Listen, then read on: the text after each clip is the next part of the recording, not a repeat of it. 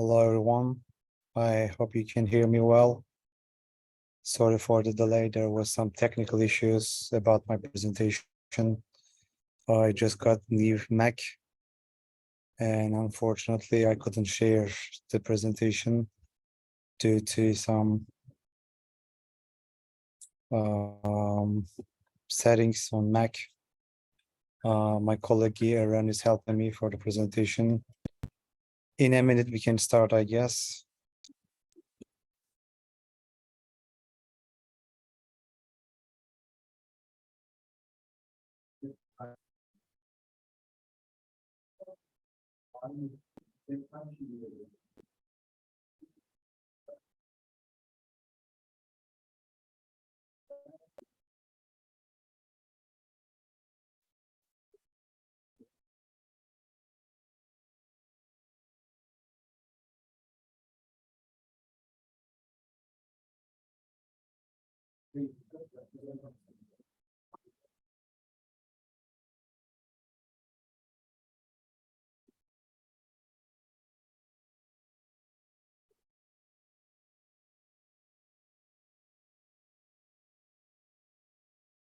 Okay, we can start.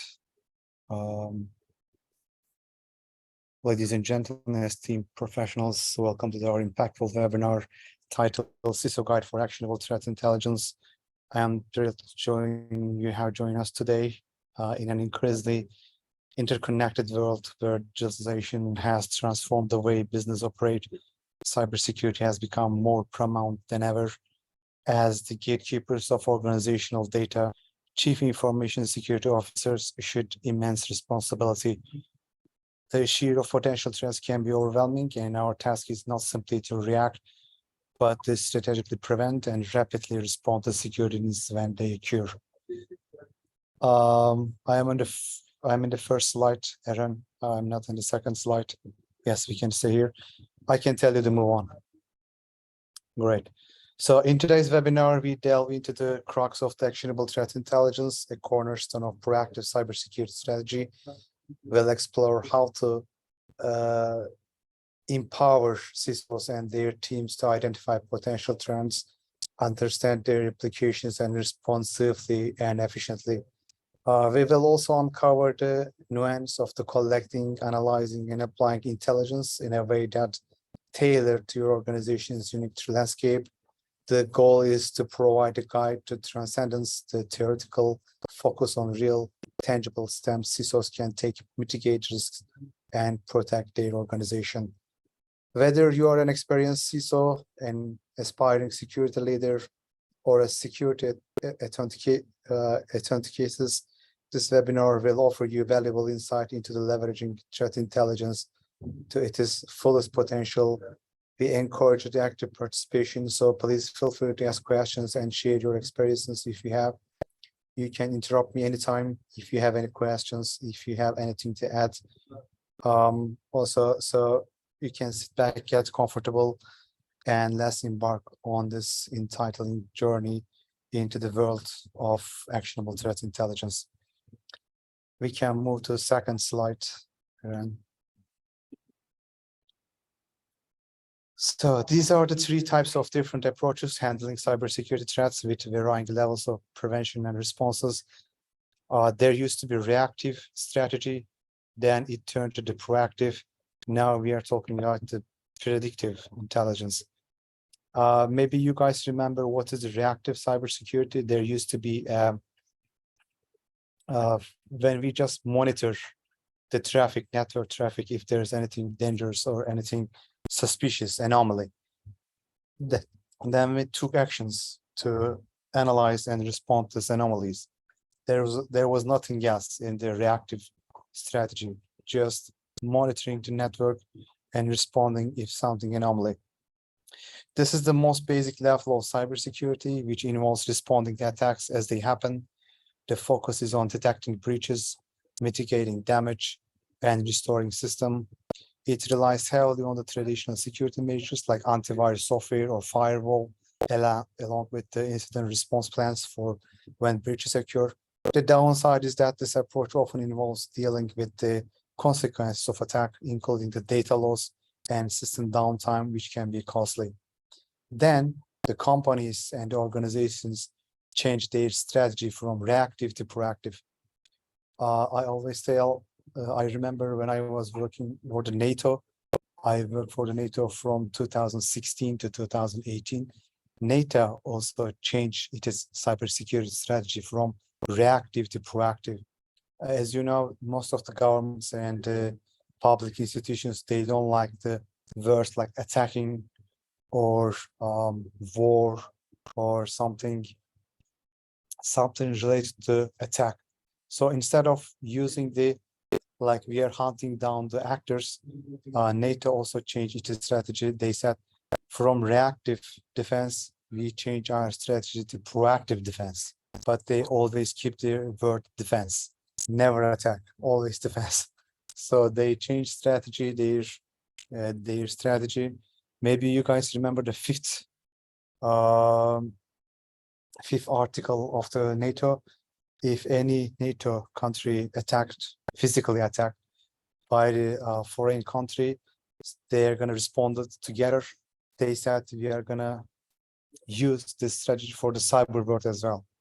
If any NATO member country attacked by the foreign country, which is not a member of the NATO, we are going to respond digitally and physically. This was also changed when I was working for NATO.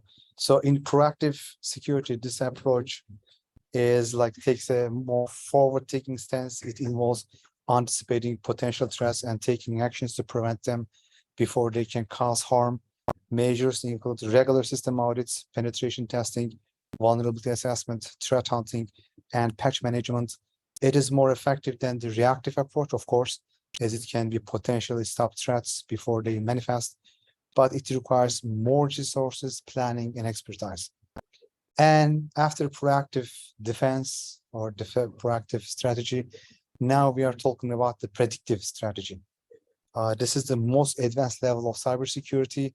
Predictive cybersecurity uses advanced technologies like machine learning, artificial intelligence, and predict future threats.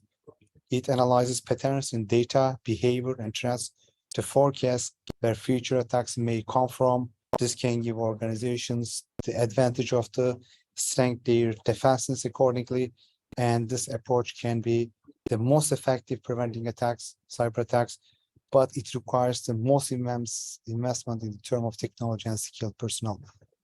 So this is where threat intelligence fit in. As I said, we used to just monitor the network and respond to something anomaly. With the proactive defense, we use more advanced tactics.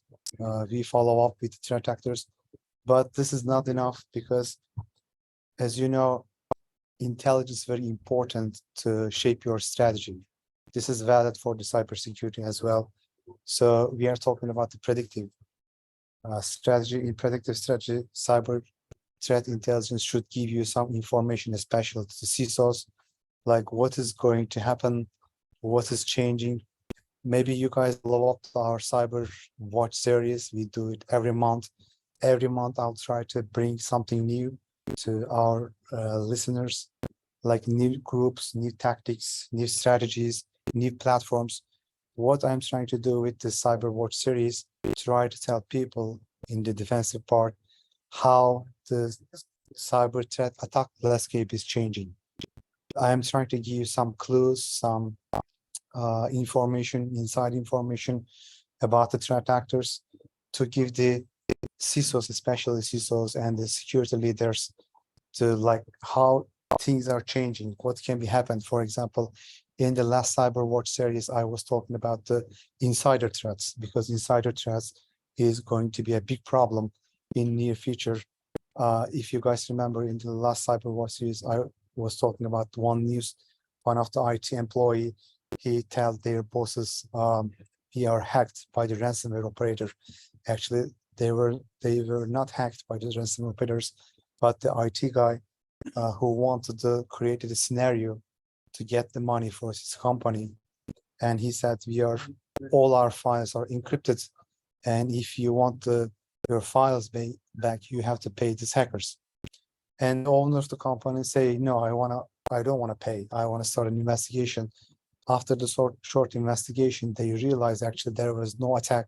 The IT guy did everything by himself just to get the money from his company. Just this news shows us how insider threat is going to be a huge problem in the near future. It is very important. So in the predictive strategy, we have to get clues, information, real-time intelligence, actionable intelligence, so we can develop better strategy, better defense. So all the organizations right now, I'm sure NATO also working on this, change their proactive strategy, predictive strategy. We can move to the next slide, Aaron. So you guys already know what is threat intelligence is. Cyber threat intelligence is referred to actionable information. If there's no actionable intelligence, actually there is no cyber threat intelligence. Actionable is the key word in here. What I mean by the actionable, when you have a cyber threat intelligence platform, when you use a cyber threat intelligence tool or platform or service, whatever you call it, that platform, that tool, or that service should give you the intelligence that you can take an action on it. If they give you the unnecessary intelligence, which you cannot do anything, then that intelligence is not beneficial for you. So the actionable is important word in here. The data reaches the security team after processing the data and classification according to reliability. And security analysts use secondary data collected from trusted sources and structured trading techniques to investigate threats through. Cybersecurity experts use threat intelligence to investigate potential threats and the attack by malicious actors. This intelligence helps reduce the risk and impact of the cyber attack, allowing businesses to identify potential attacks and apply countermeasures against the attack vectors. As you can know, threat intelligence allows teams to prevent cyber attacks by analyzing data about attackers, their capabilities, and motives. Next slide, please, Aaron. So when we talk about the threat intelligence, there are some sources say there are 4 intelligence areas. Some sources say there are 3. The 4th one actually is tactical, operational, strategical, tactical, and technical, 4th one. But according to the CrowdStrike, they said there are 3 intelligence area. Tactical threat intelligence. The challenge is organizations often only focus on the singular threats. The objective is obtain a broader perspective of threat in order to combat the underlying problem. With tactical threat intelligence, mostly SOC analysis, CM, firewall, endpoints, IDS, IPSs. This is mostly for the low-level threat intelligence, useful. With the tactical intelligence, is focused on the immediate feature, is technical in nature, and identifies simple indicator of compromises, IOCs. IOCs are the things such as bad IP addresses, URLs, file hashes, and known malicious domain names. It can be machine readable, which means that security products can ingest it through feed of API integration. Tactical intelligence is the easiest type of intelligence to generate, and it's almost always automated. As a result, it can be found via open sources and free data feeds, but it usually has a very short lifespan because IOCs such as malicious IPs or domain names can become obsolete in days or even hours. As you know, cyber threat actors, they can change their IPs dashes immediately. That's very easy for them. It is important not that simply subscribing intel feeds can result in plenty of data, but offers little means to digest and strategically analyze the threats relevant to you. Also, false positives can occur when the source is not timely or highly fidelity. For the tactical threat intelligence, the questions you should ask yourselves: do you have IOC feeds? Are IOCs timely and relevant? Is malware analysis automated? These are the questions for the tactical intelligence. And there's operational threat intelligence. With the operational threat intelligence, the challenge is threat actors favor techniques that are effective, opportunistic, and low risk. The objective with the operational threat intelligence, engage in a campaign tracking and actor profiling to gain better understanding of the adversaries behind attacks. In the same way, the poker players study each other's quirky so they can predict their opponent's next move. Cybersecurity professionals study their adversaries. That's what we do in the cyber threat intelligence. Actually, as a SOC radar, we publish some cards today for the threat actors. For each threat actor, we created cards to give you a better understanding. It was published in our blog, I guess, like a couple hours ago, maybe. So with operational intelligence, behind every attack, there is who, why, and how. The who is called attribution, the why is called motivation or intent, and the how is made up with the TTPs, tactics, techniques, and procedures the threat actors employ. Together, these functions provide context, and context provides insight into the how adversaries plan and sustain campaigns and major operations. This insight is operational intelligence. Machines alone cannot create operational threat intelligence. Human analysis is needed to convert data into the format that is readily usable by customers. While operational intelligence requires more resources than tactical intelligence, it has a longer useful life because adversaries can't change their TTPs as easily as they can change their tools, such as specific type of malware structure. At this point, as you guys know, we use MITRE attack framework. MITRE attack framework give us excellent analyze analyzing the threat actors, how they get initial access, not just initial access, how they operate after they are inside your organization or inside your network. So for operational intelligence, we use MITRE attack framework, which is beneficial for us. Operational intelligence most useful for those cybersecurity professionals who work in the SOC and are responsible for performing day-to-day operations. Cybersecurity disciplines such as vulnerability management, incident response, and threat monitoring are the biggest consumers of the operational intelligence. It helps make them more proficient and more effective at their assigned functions. Okay, what are the questions for the operational intelligence? The question you can ask for the operational intelligence is the SOC deriving use cases from the threat actors TTPs? Is cyber threat intelligence being used for prioritized vulnerabilities? Or are you leveraging CTI-derived Yaros node rules to engage hunting? And there's also strategic intelligence, which is for mostly for CISOs, or there could be CEO or CTO, maybe executive board. But most of the time, CEO, CTO, and executive board are not interested in strategic intelligence. This is mostly for CISOs. The challenge in the strategic intelligence for businesses and organizational decisions are made when the adversaries are misunderstood. The objective is threat intelligence should inform business decisions and the process behind them. As you know, adversaries don't operate in a vacuum. In effect, there are almost always high-level factors that surround the execution of cyber attacks. For example, nation-state attacks are typically linked to geographical conditions, and geopolitical conditions are linked to risk. Furthermore, with the adaptation of financially motivated big game hunting, cybercrime groups are constantly evolving their techniques and should not be ignored. Strategic intelligence shows how global events, foreign policies, and other long-term local and international moments can potentially impact the cybersecurity of an organization. And with the strategic intelligence, help decision makers understand the risk posed to their organization by cyber threats. With this understanding, they can make cybersecurity investments that effectively protect their organization and are aligned with the strategic priorities. Strategic intelligence tends to be the hardest form of the generate.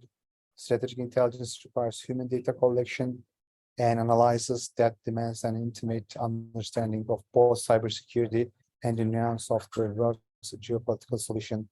and strategic intelligence usually comes with the form of reports.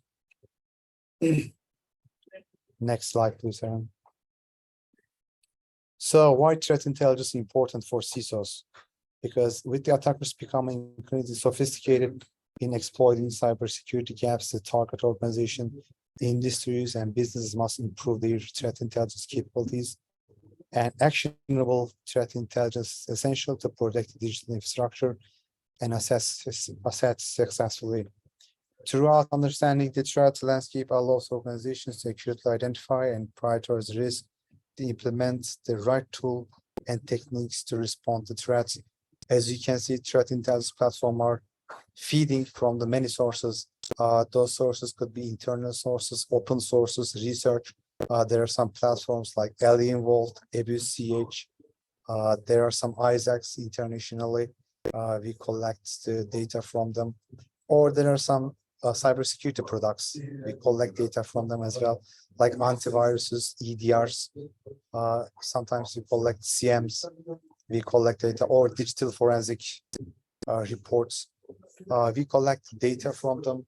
We analyze them, and this analyzes with the bidirectional feed integrated to your system, either to your firewall or CM or ESM, and feed them.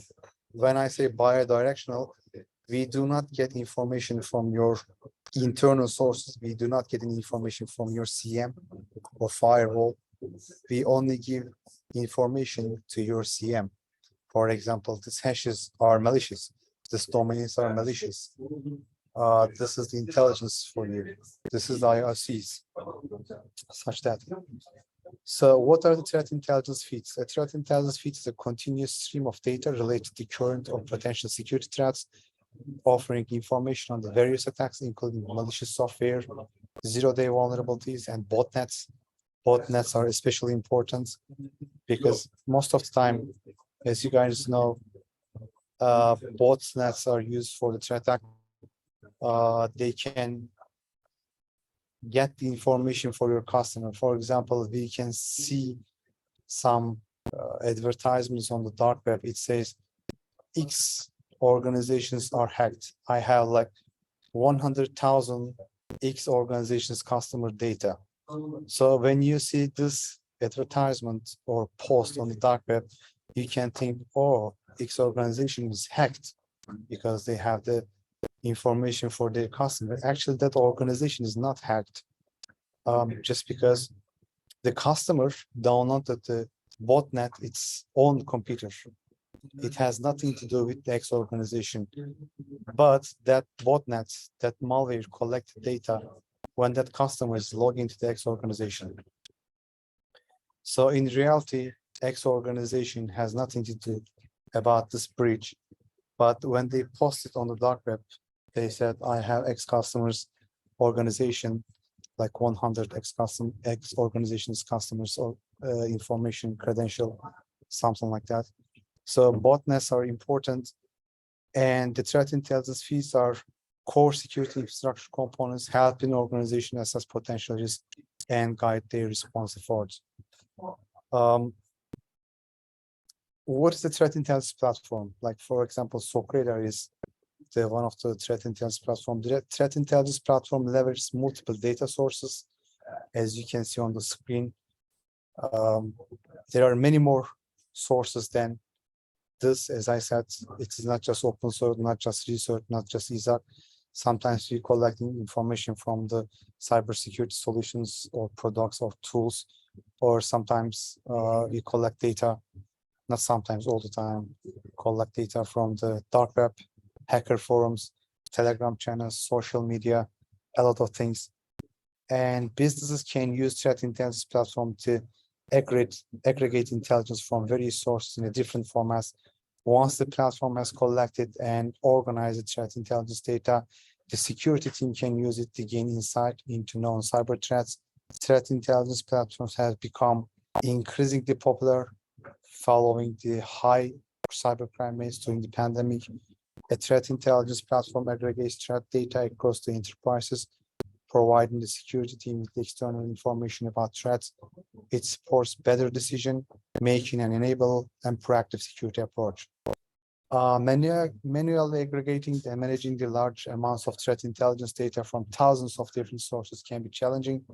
As a result, many organizations rely on the threat intelligence platform to quickly and accurately identify, investigate, and respond to cyber attacks. I got a lot of questions from the different organizations, like they ask if we can establish a threat intelligence team in our organization. Yes, you can, but this is not an easy job. For example, we have a dark web team in SOC Radar, and they have monitored like more than 500 dark web forums and websites, like around 2,000 different Telegram channels, and more than 1,000 different Discord channels. And they do this 7 days, 24 hours, and 365 days. And most of the time, it's not easy to subscribe or become a member of this channels, hacker groups, because there's a waiting list for that. And even before the waiting list, there you have to wait, and you have to be analyzed by the system admins to accept it to the platform. That's why even if you want to do it by yourself, this things, it's not going to be easy. Like in SOC Radar, we work very hard to become the member of this hacker groups and the platforms.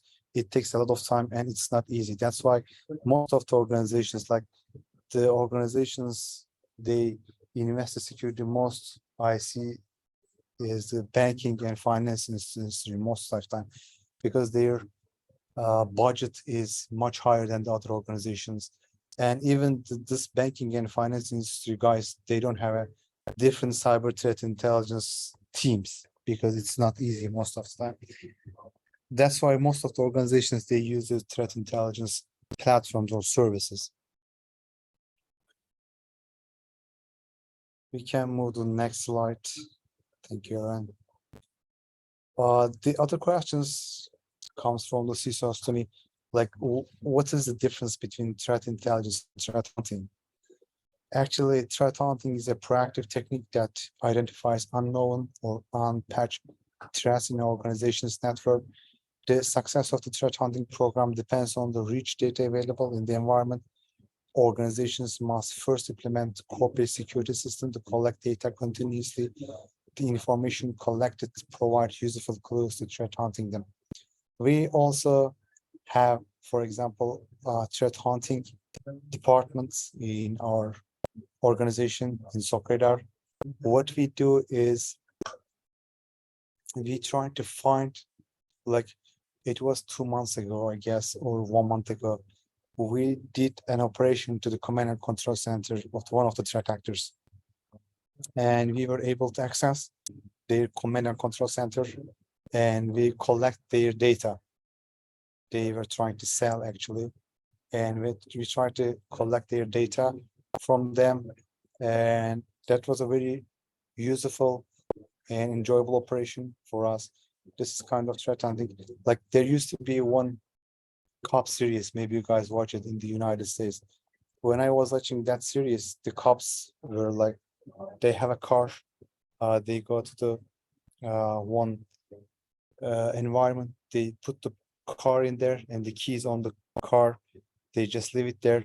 The cops are watching the car from the roofs, and they have a remote controller, and the criminals, they see the car unattended and the keys on it. They look around, they try to find if there's an owner around. There's nobody. When they see there's nobody around, they just jump into the car, turn the car on and move. But the guys, the cops, they have the remote controller. They stop the car and they arrest the guy. They said, you try to stall the car, we are going to arrest you. Actually, this is kind of proactive approach from the cops. Instead of just hunting, instead of just arresting the people who actually made a crime, they kind of push the people to make a crime. This is kind of proactive approach. And with the threat hunting, that's what we do. We are not just waiting for someone to make a crime. We kind of trying to hunt them down. We're trying to make them make a move, these threat actors, so we can catch their vulnerability and we can make your operation. So this is kind of the threat hunting techniques help discover unknown aspects in a given environment. They go beyond traditional threat detection techniques like endpoint detection and response (EDR) or security information and event management (CM). The threat hunters score through security data looking for hidden attacks and malware. They identify suspicious behavior patterns and the computer ignores or fails to detect, improving or patching corporate security systems to prevent the cyber attacks from recurring. The threat intelligence refers to information about intrusion attempts and successful breaches. Usually it includes the data sets gathered and analyzes by automated security system equipped with artificial intelligence and machine learning. The threat hunters use threat intelligence, of course. We have to use it to search for malicious actors through the system. In a short threat hunt, the continuation of the threat intelligence, we can say, and successfully threat hunting can also identify threats not yet found in the wild, which is the most important one. Threat hunters also use threat indicators as clues or receptions for hunting. A threat indicator is a virtual fingerprint left by an actor or malware, such as unusual IP address, phishing email, or any other abnormal network traffic. We can move to the next slide, please. Thank you. As you know, the threat intelligence have a life cycle, which we have to complete to call it intelligence. That's why I told you at the beginning, actionable intelligence. The keyword in here is the actionable, because we cannot provide every single information to our customers. We have to analyze it. We have to make sure this intelligence is beneficial. This intelligence can be used. This intelligence can make a difference. Otherwise, we are going to make other organizations' job much more harder if we send every single piece of information to our customers. So that's why we have to follow up the cyber threat intelligence lifecycle. The intelligence lifecycle provides the framework for transforming raw security data into actionable, organized intelligence to help inform decisions. There are many intelligence lifecycle versions, but they all share the same objective and core elements. The process guides the cybersecurity team when planning and executing an effective threat intelligence strategy. Building a threat intelligence strategy can be challenging, especially for CISOs. The dynamic nature of the cyber threats. Organizations must rapidly adapt to the evolving threat landscape. The threat intelligence lifecycle is the framework that helps teams optimize resources and respond to sophisticated threats. It components 6 basic stages, creating a continuous feedback loop. The first one is the requirements or direction, we call it. In this stage provides the roadmap for threat intelligence operations. It is the crucial planning stage when the teams agree on the threat intelligence program's goals and methodology. They might identify the following elements, for example, the attackers, who they are and what motivates them. In the first section, we are looking for the answer of these questions. The other thing is the attack surface. Which areas are the most vulnerable attacks for us? And the third one is mitigation and prevention, the specific measures to defend against the future attacks. The second step in the life cycle is the data collection. After the security team defines the program's requirements, it can start collecting the information needed to meet the specific objectives. The team usually searches public data sources, traffic logs, forums, social platforms, and industry specialists. The third step is the data processing. After collecting the raw data, the team must process it into the suitable formats for analysis. The processing this stage usually involves arranging the data into the spreadsheets, translating data from different formats and sources, decrypting the data, assessing the information reliability and relevance. The fourth step is analysis. Once processed, the data is ready for the team to analyze. The analysis should be true, address concerns raised during the requirement stage. The security team deciphers the processed data into the actionable items and useful recommendations to the relevant stakeholders. The fifth step is distribution or dissemination, you call it. The distribution stage involves translating the threat intelligence teams, analyzing into the readable formats to present to lay stakeholders. The way the team presents the analysis different based on the intended audience. Usually the observations and recommendations should be consequence using the plain language, not confusing jargon.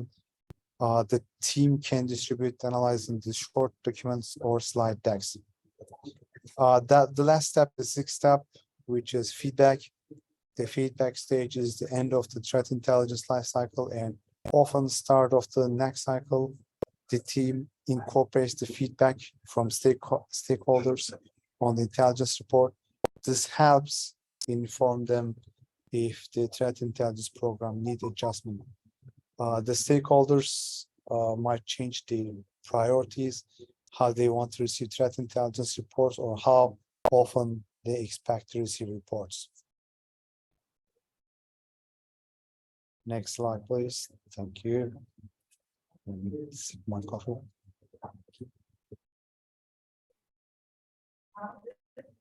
There are 5 key ways which the threat intelligence can be used by the CISOs.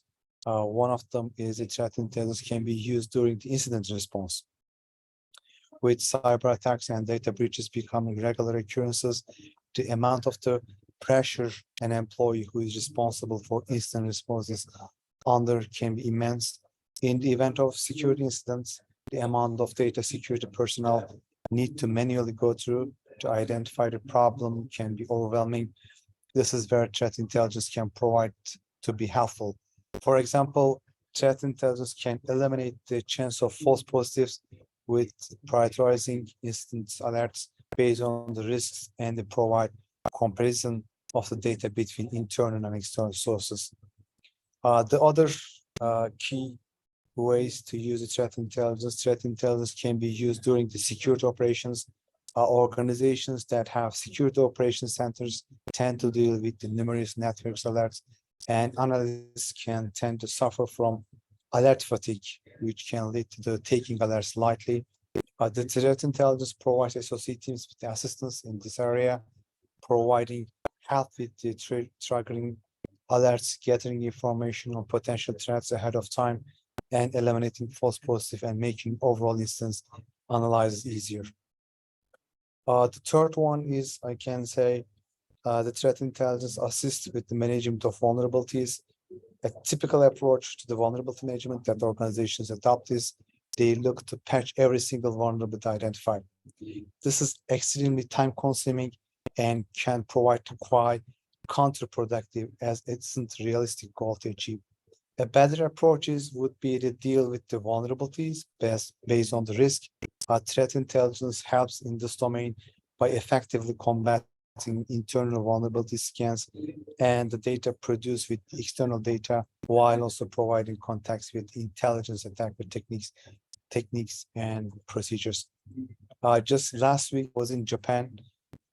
I was presenting an academic paper.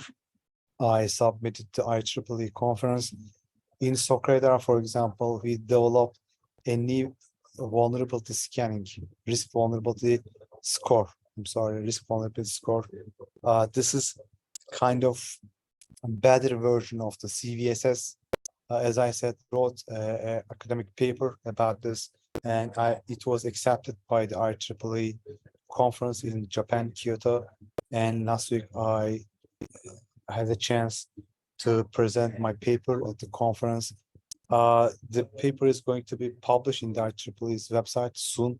And that paper, I try to explain our new development for the vulnerability scanning. As I just mentioned, threat intelligence should help you to prioritize your vulnerabilities because there are too many vulnerabilities it is impossible to follow up. Based on the one statistics, like every day, more than 55 vulnerabilities are published. For example, I'm sure you guys also, because I don't know, which 55 vulnerabilities are published today. I have no idea. Which 55 vulnerabilities published yesterday, I have no idea. But the average vulnerabilities published in 2003 is 55, more than 55. So it is impossible to follow up with the vulnerabilities. So there should be some tool, some intelligence, or some kind of methodology. They should give you to prioritize your vulnerabilities. In SOC Radar, we develop a new vulnerability risk scoring, which is based on the academic research. It's approved by the IEEE, as I said. If you want to take a look, we can give you more details. This is one of also use cases for the threat intelligence.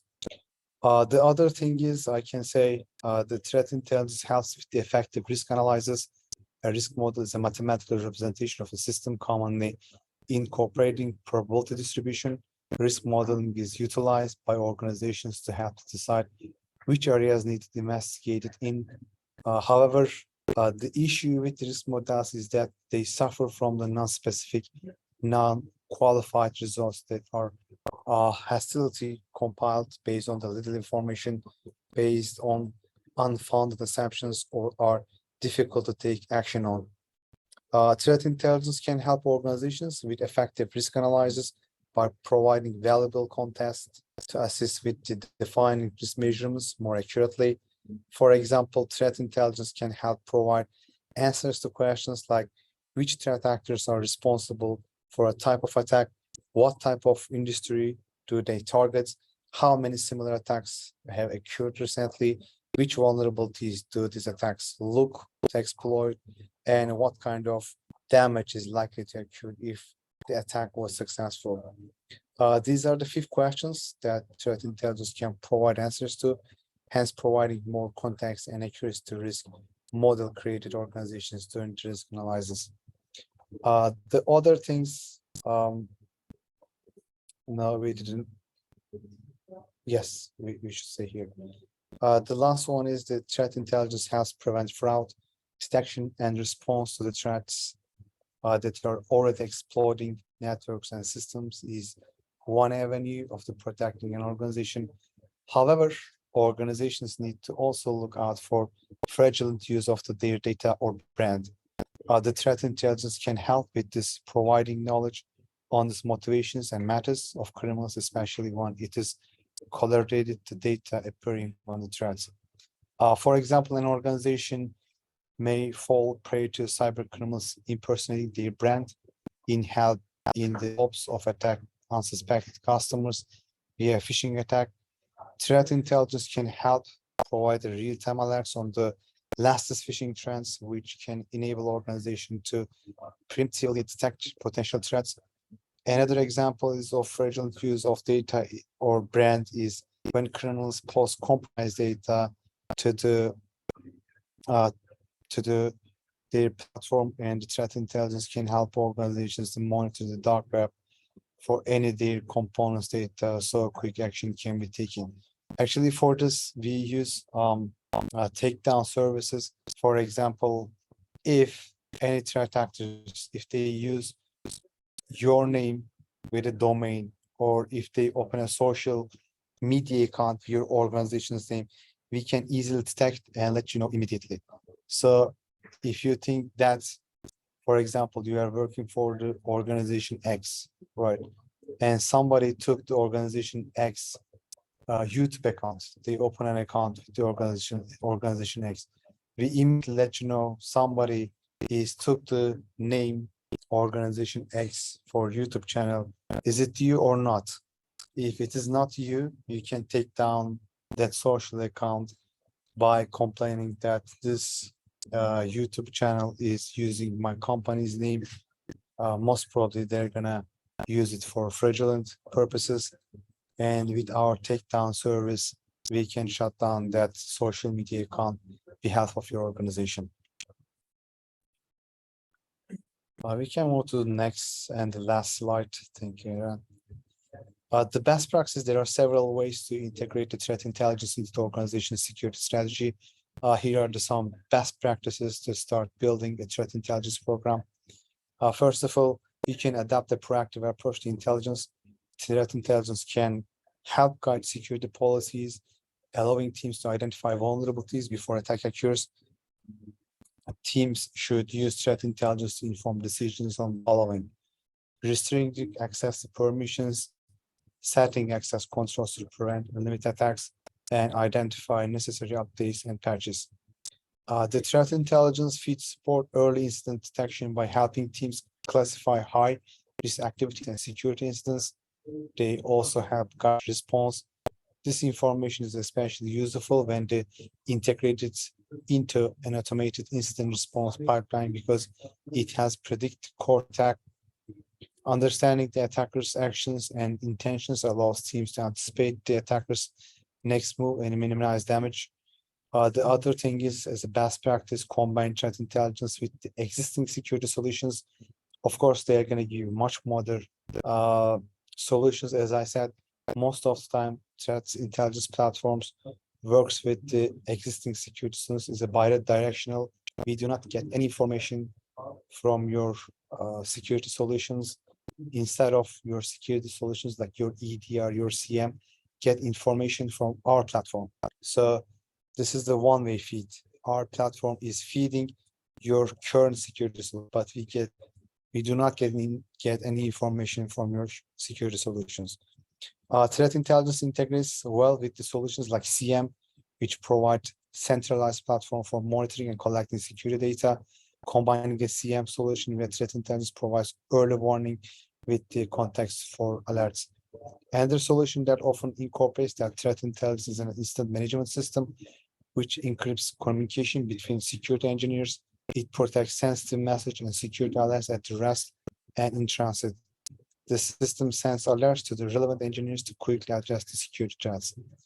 And the other best practice, the last one, is minimize the alert fatigue. The alert fatigue occurs when the security team can no longer respond to the alerts.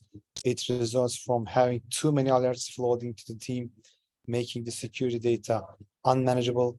Other factors contributing to alerts fatigue include the different tools to collect data and setting low alert threat share. Threat intelligence have filtered the security data and prioritize the most critical alerts while removing the white noise. It ensures the security team never misses notification because they address the higher priority issue first. The incident alert management solution also rotates and escalates alerts based on the availability of engineers. If one engineer is unavailable, the system sends the alerts to another engineer designed by the web console administrator, helping prevent the team from burning out. It classifies which alerts are the most important so engineers can prioritize easily. So those are the best practices for intelligence, threat intelligence tools and platforms. As I said, threat intelligence, since threat intelligence is using the predictive strategy, it is part of the predictive strategy. In today's world, especially after ChatGPT and artificial intelligence are being used by a lot of products for content management, content producing, cyber threat intelligence, using machine learning and artificial intelligence and being predictive is very important with the big data. That's what we are trying to do at SOC Radar. We are using very big data in our warehouse, and we are using the machine learning systems to be more predictive, to give much better information, much accurate intelligence to our customers, to be in the predictive part. That's why it's very important for CISOs to use the threat intelligence to give better decisions and develop better strategies. This was my last slide. We can move to next. If you have any questions, I can try and answer. This is all from my side today. Do you guys have any questions?